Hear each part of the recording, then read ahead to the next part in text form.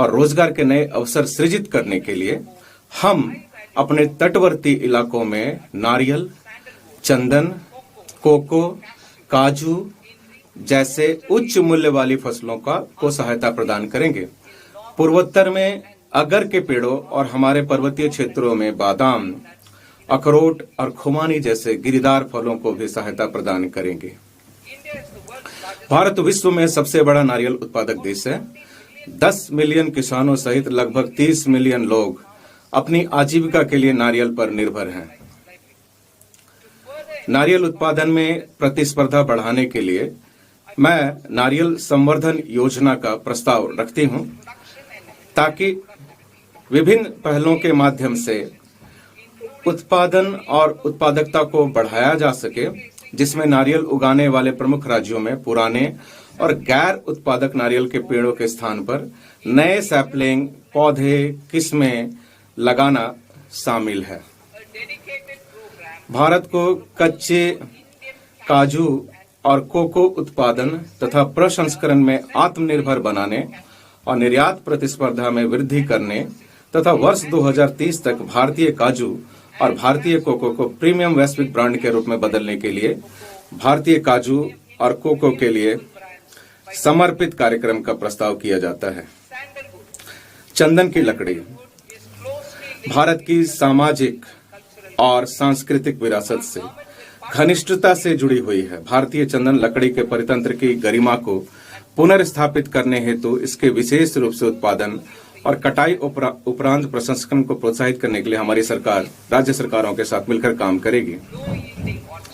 पुराने कम उपज वाले फलों उद्यानों के संरक्षण और पर्वतीय क्षेत्रों में अखरोट, बादाम और खुमानी के अधिक पैदावार को बढ़ाने के लिए एक समर्पित कार्यक्रम के माध्यम से किसानों की आय बढ़ाने और युवाओं को शामिल करके मूल्य वर्धन करने के लिए सहायता प्रदान की जाएगी। भारत विस्तार कृषि संसाधनों तक पहुंच के लिए आगामी एकीकृत प्रणाली। मैं भारत विस्तार का प्रस्ताव करती हूं, जो एक बहुभाषीय एआई टूल है और जिसे एआई प्रणाली सहित कृषि संबंधी प्रणालियों के लिए ICAR पैकेज सहित एग्री स्टैक पोर्टल के रूप में एकीकृत किया गया है। इससे कृषि उत्पादकता में वृद्धि होगी, किसानों को उचित निर्णय लेने में सक्षम बनाएगा और अनुकूल परामर्शी सहायता प्रदान करते हुए जोखिम को कम करेगा।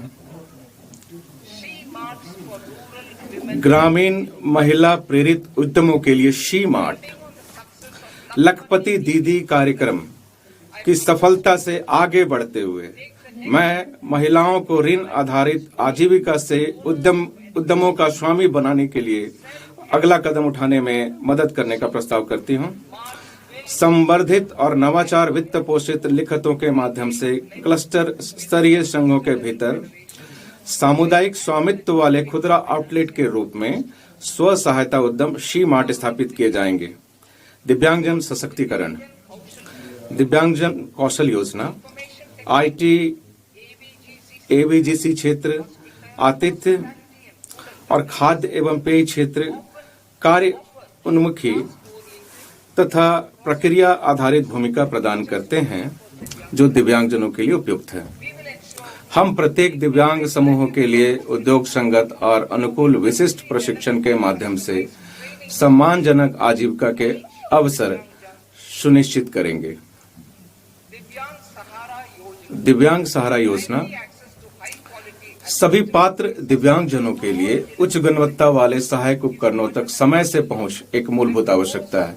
मैं पहला सहायक उपकरणों का उत्पादन बढ़ाने, अनुसंधान और विकास तथा AI एकीकरण में निवेश के लिए भारतीय कृत्रिम अंग निर्माण निगम ALIMCO को सहायता उपलब्ध कराने, दूसरा PM दिव्यासा केंद्रों को मजबूत करने और आधुनिक रिटेल स्टाइल केंद्रों के रूप में सहायक प्रौद्योगिकी मार्ट की स्थापना में सहायता का प्रस्ताव करती हूं, जहां दिव्यांगजन और वरिष्ठ नागरिक सहायक उत्पादों को देख, परख और खरीद सकें।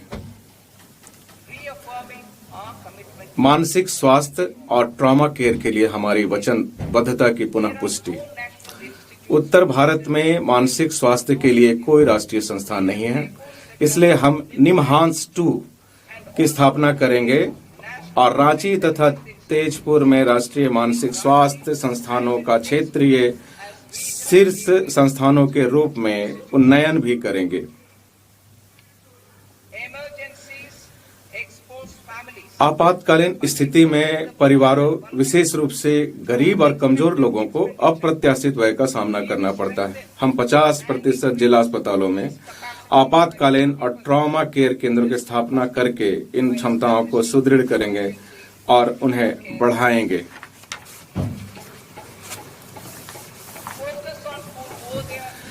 पूर्वोदय राज्यों और पूर्वोत्तर क्षेत्र पर विशेष ध्यान।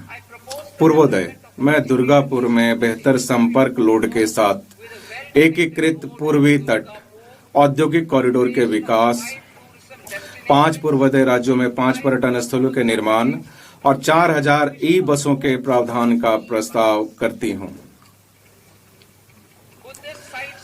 पूर्वोत्तर क्षेत्र में बौद्ध स्थल। पूर्वोत्तर क्षेत्र थेरावड़ा और महायान वज्रयान परंपराओं का सभ्यता संगम है। मैं अरुणाचल प्रदेश, सिक्किम, असम, मणिपुर, मिजोरम और त्रिपुरा में बौद्ध सर्किट के विकास हेतु एक योजना शुरू करने का प्रस्ताव करती हूं। इस स्कीम में मंदिरों और मठों का संरक्षण, तीर्थस्थल भाषांतरण केंद्र, संपर्क एवं तीर्थ यात्रियों की सुविधाएं शामिल होंगी। 16वां वित्त आयोग। 16वें वित्त आयोग ने दिनांक 17 नवंबर 2025 को अपनी रिपोर्ट राष्ट्रपति को प्रस्तुत की। संविधान के अनुच्छेद 281 के अंतर्गत दिए गए अध्यादेश के अनुसार सरकार ने आयोग की सिफारिशों पर की गई कार्रवाई की रिपोर्ट पर स्पष्टीकरण ज्ञापन के साथ यह रिपोर्ट संसद में रखेगी।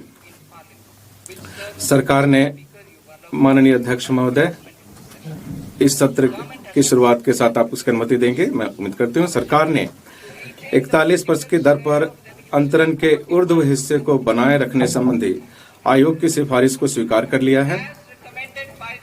आयोग की सिफारिश के अनुसार मैंने वित्त आयोग अनुदानों के रूप में वित्त वर्ष 2026-27 के लिए राज्यों को 1.4 लाख करोड़ का प्रावधान किया है। इसमें ग्रामीण और शहरी स्थानीय निकाय और आपदा प्रबंधन अनुदान शामिल हैं। राजकोषीय समीकरण। सरकार सामाजिक आवश्यकताओं पर समझौता किए बिना लगातार हमारी राजकोषीय वचनबद्धताओं को पूरा करती रही है। राजकोषीय प्रबंधन के स्वीकार्य मानकों को पूरा करने के लिए बजट 2025-26 में मैंने संकेत दिया था कि केंद्र सरकार वर्ष 2030-31 तक 50 में, जिसमें ±1% के ऋण से जीडीपी अनुपात तक पहुंचने का लक्ष्य